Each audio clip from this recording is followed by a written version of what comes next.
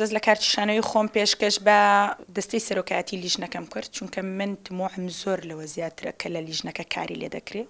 من هەمیشە دەمەوێت کەیسی ژن بە دوواداچوونی جددی بۆ بکرێت و بەردەوام بین لەسەر ئەوەی کە ڕۆژانە ببەرچاومانەوە دەبینین کە خوشکان و دایکانی ئێمە لە هەرێمی کوردستان پێشێل یاساکانیان دەکرێت و دەکوژرێن، بێڕێزیان پێدەکرێت. ئێمە بێدەنگین لە ئاستی ئەوەی تا ئێستا لیژنەی ئافرەتانی پەرلەمانی کوردستان یەک لێدوانی نەبووە لەسەر هیچ کەیسێک.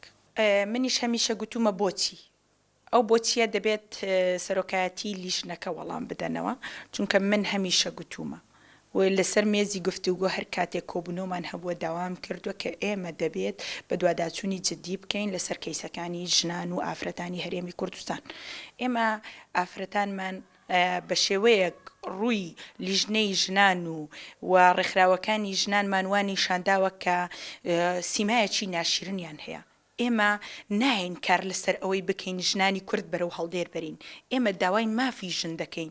مافی ژن من چیم کەمتر نییە لە پیاوان و دایکی پیاوانم، خوشکی پیاوانم، هاوسری پیاوانم کەوایە بۆچی من لە هەموو شتێک تەنەزول بکەم و بین. بەڵام بەداخەوە دەڵێم بەداخەوە لە هەرێمی کوردستان هەم ڕێکخراوەکانی ژنانمان کەمتر خەمن، هەم پەرلەمانی کوردستان لیژنەی ئافرەتانمان کەمتر خەمن لەوەی ئێمە من بە تایبەت دەمەوێت سیمایەکی جوانی ژنان یعنی پیشانی هەرێمی کوردستان دەم کە ژنی کورد لە کاتی خۆی لە شاخ بۆ شەڕی کردووە لەگەڵ پیاو.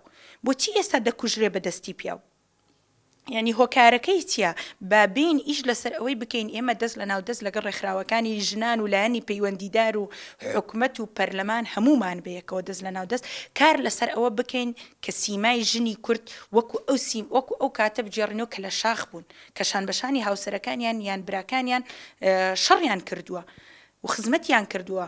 من دەڵێم ژنی کورد هەمیشە پێشەنگ بووە، ژنی کورد لە شاخ بووە، شەڕی کردووە، وەکو دەبینن کە ئێستاش تا ئێستاش ژنی کورد پێشمەرگەیە، ژنی کورد یعنی تەماشا گاریلایە، یعنی هەموو ژنی کورد زۆر زۆر جوانترە لەوەی کە ئێستا دووسێ کچە مۆدێل هاتوون سیمای ژنی کوردیان بە شێوەیەک نیشان داوە سەر یعنی بەڕاستی عیبەیە.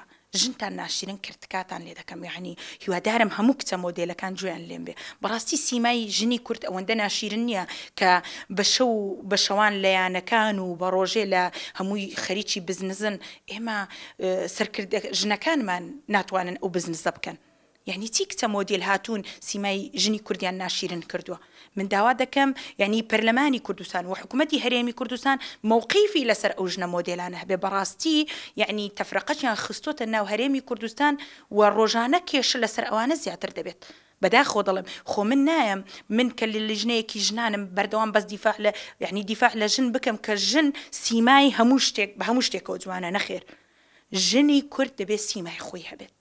بەڵێ من ڕخنەکەم بۆیە لە فراکسیۆنی خۆم گرتووە چونکە مام جەلال هەمیشە ژنی پێش خۆی داوە لە هیچ کوێیە کاتی کە لە شاخەوە تا سەرۆکی کۆمار هیچ کاتێک لە پێش ژن نەڕۆیشتووە، بەڕۆیشتنیش لە پێش ژن نەڕۆیشتووە، هەمیشە ژنی کردووە بە پێشەنگ.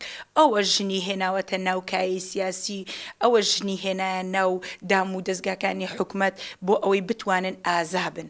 هەمیشە دەیگوت ژن دەبێ ئازا و دلێر بێ. چۆن دەکرێت لە ناو فراکسیۆنەکەی من پێشێلی ئەوە بکرێت کە یاسای جێندەری لە ناو فراکسیۆنەکەی من نەکرێت؟ بەڵێ دەستەی سەرۆکایەتی سەرۆک، جێگر، بڕیاردەر و سێ نووسینگەش بەر فراکسیۆنەکەی من کەوتو هەر سێک پیاون.